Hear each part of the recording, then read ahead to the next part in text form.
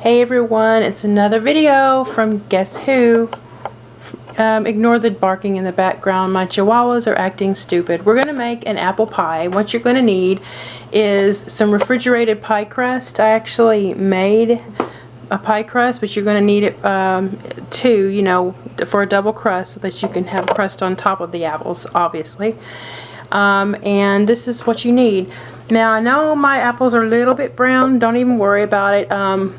But you do need 4 pounds of apples. This is 2 pounds of Granny Smith and 2 pounds of Fuji apples. The reason I say, see they're a little bit brown, it's really imperative that you put some lemon juice on this, but it doesn't really matter too much because when you cook them slightly in the following ingredients, it's not going to matter. So if it was in like a salad, it'd be different, but this is an apple pie.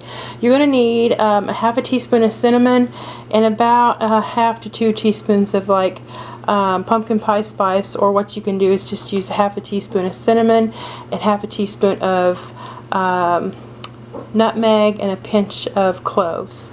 You need 1/2 cup of light brown sugar. You need 1/2 cup of granulated white sugar with a teaspoon of sugar set aside.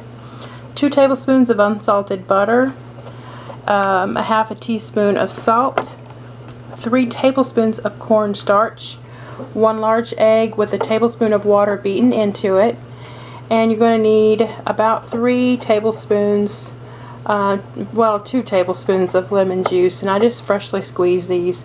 If you do use fresh squeeze and you get some pulp in it, don't worry about it at all. And I'll show you what to do next. Okay, in a small bowl, what you're going to do is put your 1/2 cup of your white sugar, 1/2 cup of your brown sugar, pretty much all your dry ingredients in one bowl, including your cornstarch, and you're going to mix these well, and then you're going to set them aside.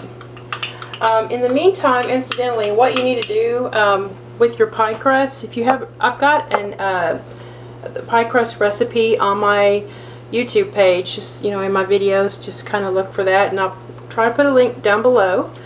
But also with a refrigerated pie crust, whichever one you use, you need to roll it out slightly to about 12 inches and then put it in the bottom and up the side of a 9-inch deep dish pie plate, and then prick the bottom of the crust and just kind of set that aside while you get all this together. But you're going to mix all this together, and you're going to set this aside.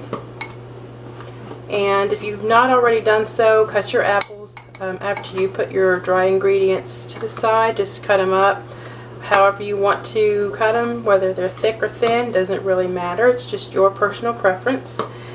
And in just a minute, I will show you the next step. Alright, the next step you do is you melt your butter in the pan. You add all your apples. Yeah, like I said, the Fuji's got really brown. Don't even worry about it, because they're gonna cook, and they're gonna get browned anyway. And put your lemon juice on the top. Sprinkle your sugar mixture over the top. And you're going to stir this really well and then cook it for about 10 minutes, and then in about 10 minutes take it off, let it cool for 25 minutes before you put it in the pie crust, and when we come back we'll be putting it in the pie crust. Okay, remember when I told you not to worry about if your apples were brown a little bit? This is why, because it's going to be brown anyway. So we're going to let these cool, and then we're going to put them in our awesome pie crust, and we'll do that in just a minute. Okay, we are ready to fill the pie crust. Lord have mercy, bear with me, because this is really heavy. I'm going to put all the apples in there, and really you should put your apples with the pan, obviously. Don't take them out of the pan, but like a pan on a wire rack, and let them cool for about 25 minutes before you do this part. I'm a little bit impatient and I didn't do that. It's all good though. And get as much of the stuff what you call it? The liquid inside there. Oh yeah, baby. Alright. And we are going to put the next pie crust on here. And I put some vent holes in my pie crust because it's really good to do that. And you're just going to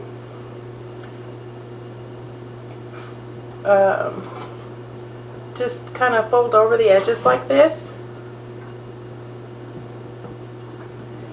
And if you don't have a pie plate like mine has little indentations on the lip, little ridges on the lip of it. You can use a fork to seal the edges. And that's probably what I'm still going to do. We'll see how it looks when I push down on the crust itself. But just keep doing that because you don't want any juices spewing out on the sides.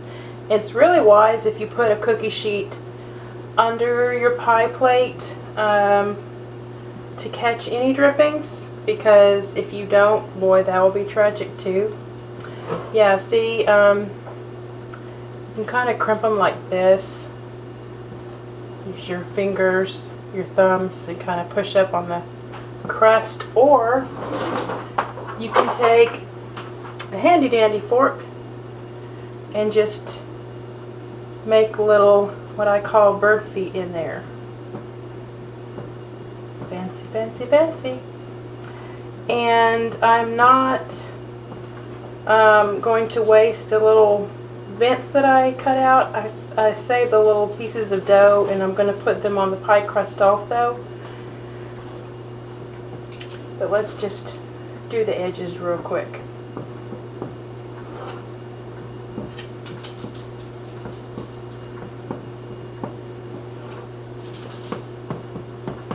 And when you bake this, your pie crust is going to shrink a little bit.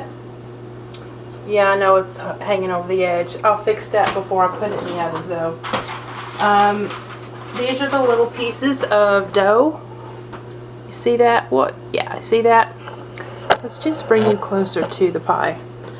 I'm just going to put these just wherever I feel like it.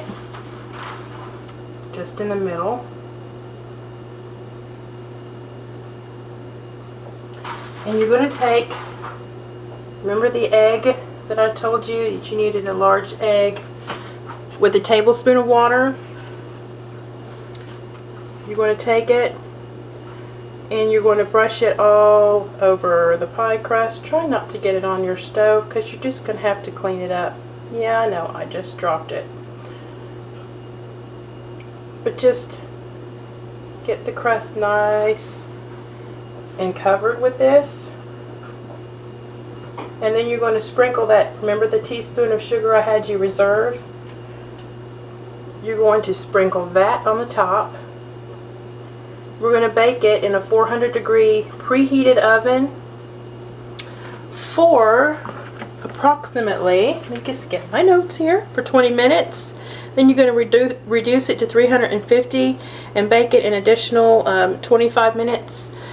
If you see the crust is getting a little bit too brown, put a little piece of tin foil over the top of it and that will stop it from browning. And also, before you eat it, I would suggest you cool it for 1 hour.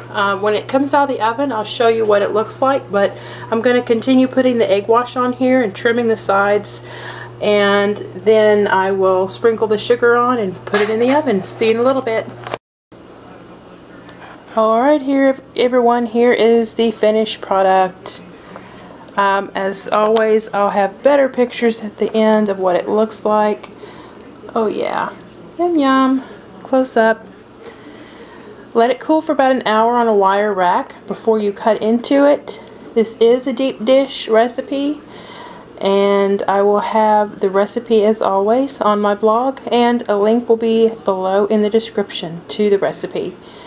Let me know how it turns out for you. I would cut into this one, but it's going to a family get-together tomorrow.